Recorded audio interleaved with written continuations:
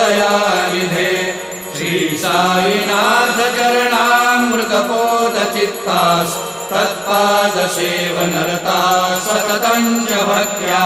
संसारजन्यदुरितोद्धवनिर्गतास्ते कैवल्यधाम परमं समवाप्नुवन्ति स्तोत्रमेतत् पठेत् भक्त्या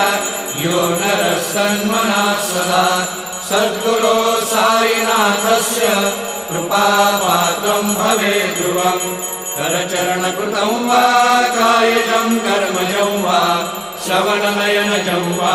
मानसं वापराधं विहितं वा सर्वमेतत् क्षमस्व जय जय करुणाब्धे श्री प्रभो साईनाथ श्री सच्चिदानंद सद्गुरु